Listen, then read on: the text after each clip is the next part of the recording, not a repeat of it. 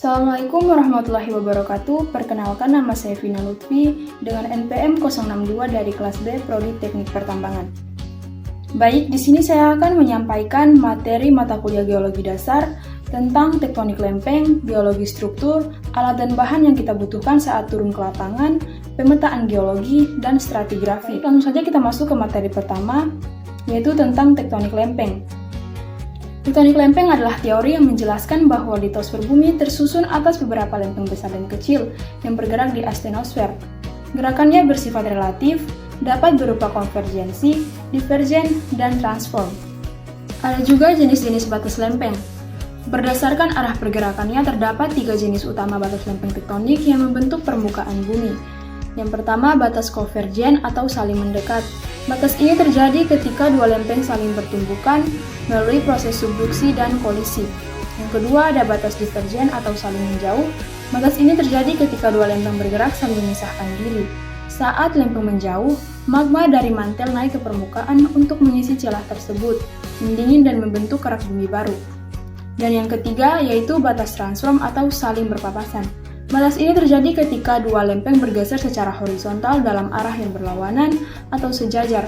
Pada saat batas ini, kerak bumi tidak hancur seperti pada konvergen maupun berbentuk baru seperti pada divergen. Baik, kita masuk ke materi kedua, yaitu tentang geologi struktur.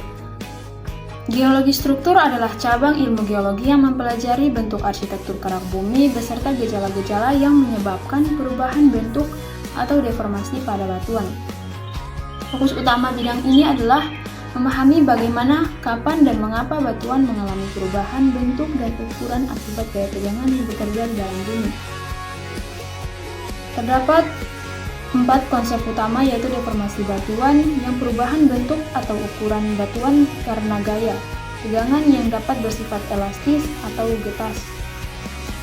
Yang kedua, ada struktur primer, yang terbentuk bersamaan dengan batuan seperti perlapisan. Yang ketiga, ada struktur sekunder, terbentuk setelah batuan terbentuk. Yang keempat, ada tektonik, yang sering disinonimkan.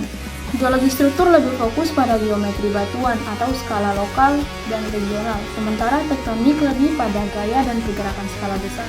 Baik, terdapat 3 jenis struktur, yaitu lipatan atau folding, yaitu lengkungan perlapisan batuan, contohnya simpling atau cekung, dan anticline atau cembung.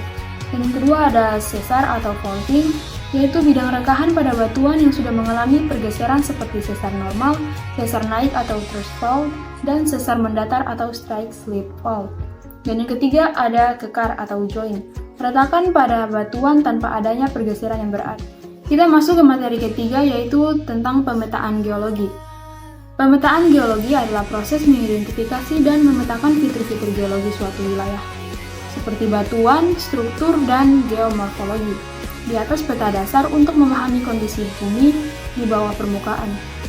Yang sangat penting untuk perencanaan tata ruang, mitigasi bencana, dan eksplorasi sumber daya alam. Dengan metode survei lapangan, analisis singkapan, pengambilan sampel, serta penggunaan teknologi seperti foto udara.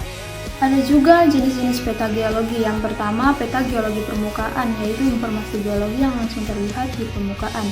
Yang kedua, peta struktur, yaitu menunjukkan penyebaran struktur geologi seperti patahan dan kekar. Yang ketiga, peta hidrogeologi, yaitu informasi tentang air tanah. Dan yang keempat, peta ikhtisar geologis, yaitu gambaran ringkas geologi suatu wilayah. Tahapan-tahapan pemetaan. Yang pertama, prapemetaan atau studi literatur, yaitu studi awal, penentuan lokasi, penyusunan rencana, dan perizinan. Yang kedua, ada tahap lapangan atau survei, yang memuat 5 poin. Yang pertama, pengamatan geomorfologi, yaitu mengklasifikasikan bentuk lahan untuk memprediksi lokasi singkapan. Yang kedua, pengamatan singkapan atau angel and frog view, yaitu mengamati fitur luas dari jauh lalu detail dari dekat. Yang ketiga, ada pengukuran struktur, yaitu menggunakan kompas geologi untuk mengukur kedudukan struktur seperti kekar atau lipatan. Yang keempat, ada pengambilan sampel atau sampling, yaitu mengambil contoh batuan untuk analisis laboratorium. Dan yang kelima, pencatatan lapangan, yaitu sketsa, deskripsi, dan koordinat di buku catatan lapangan atau disingkat menjadi BCL. Dan yang ketiga, ada tahap pasca lapangan atau analisis, yang memuat 3 poin, yaitu plotting, yang menempatkan data lapangan pada peta dasar, korelasi, dan interpretasi yang menggabungkan data dari berbagai titik untuk merekonstruksi kondisi bawah permukaan. Dan yang ketiga, pembuatan peta, yang menghasilkan peta geologi akhir dengan simbol, warna, dan legenda yang masuk ke materi keempat, yaitu alat dan bahan yang kita butuhkan saat turun ke lapangan. Yang pertama ada kompas geologi, digunakan untuk mengukur arah azimut, jurus atau strike, dan kemiringan atau dip, lapisan batuan atau struktur geologi lainnya. Yang kedua ada GPS, yaitu merupakan sistem navigasi satelit yang berfungsi untuk menentukan posisi, koordinat, dan waktu secara akurat di lapangan. Dan yang ketiga ada handphone untuk UTM Geomap. Dengan aplikasi seperti UTM Geomap, handphone berfungsi sebagai alat bantu navigasi dan penentu posisi yang serupa dengan GPS, menampilkan koordinat pada peta. Yang keempat ada peta gamma lama, merupakan peta spesifik lokasi gunung lama-lama yang digunakan sebagai peta dasar untuk orientasi lapangan dan penempatan data geologi. Yang kelima ada peta kontur, yaitu peta topografi yang menunjukkan bentuk permukaan bumi dan ketinggian menggunakan garis kontur, penting untuk memahami medan dan topografi area studi.